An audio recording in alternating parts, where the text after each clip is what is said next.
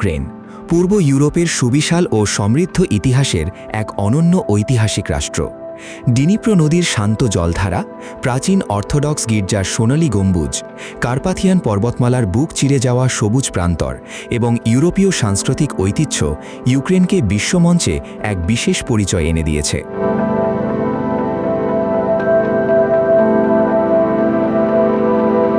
ইউক্রেনের রাজধানী হল ডিনিপ্রো নদীর তীরে অবস্থিত বহু শতাব্দীর প্রাচীন ও ঐতিহাসিক শহর কিয়েভ।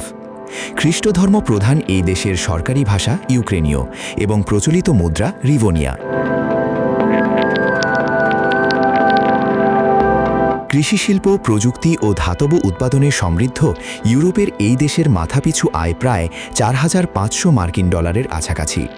ইউক্রেনীয়দের রন্ধনশিল্পের মূল স্বাদ বিট মূল ও সবজি দিয়ে তৈরি লাল রঙের বিখ্যাত স্যুপ, বর্শ এবং সেদ্ধ ডাম্পলিং ভারেনিকিতে পাওয়া যায়।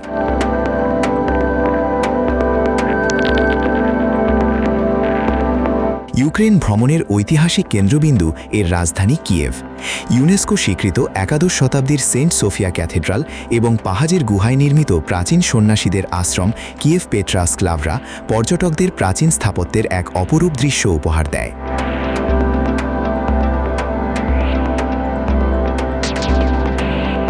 সংস্কৃতি ও সৌন্দর্যের ছোঁয়া পেতে পশ্চিমে অবস্থিত লোভিভ শহর ভ্রমণকারীদের সবচেয়ে পছন্দের জায়গা। এর ইতালীয় ধাঁচের গলি, ঐতিহাসিক ক্যাফে কালচার এবং কোবলস্টোনের রাস্তা যেন মধ্যযুগীয় ইউরোপের জীবন্ত প্রতিচ্ছবি।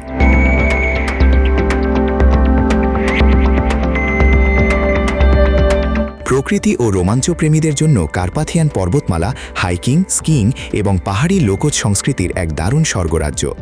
এছাড়া ভালোবাসার দম্পতিদের জন্য রিভনে অঞ্চলের গাছগাছালিতে ঘেরা সবুজ ট্রেনের পথ টানেল অফ লাভ এক কাল্পনিক রূপকথা ফুটিয়ে তোলে।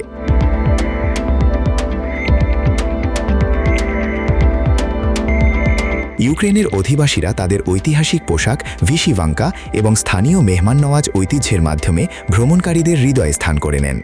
ইউক্রেন ভ্রমণের উপযুক্ত সময় মে থেকে সেপ্টেম্বর মাস, গ্রীষ্মকাল।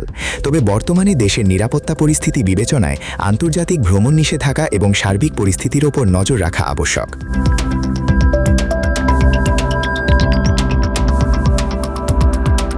পরিস্থিতি স্বাভাবিক থাকলে আন্তর্জাতিক ফ্লাইটে সহজে পৌঁছে যাওয়া যায়। 5 থেকে 7 দিনের মানসম্মত ভ্রমণের জন্য বাজেট জনপ্রতি আনুমানিক 1,80,000 থেকে 2,40,000 টাকা।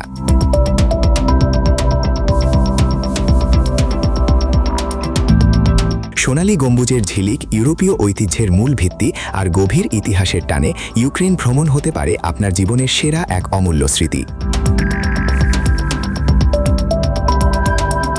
আর পরবর্তী পর্বে নতুন কোনো সুন্দর দেশ সম্পর্কে জানতে চোখ রাখুন বাংলার কলম্বাসে।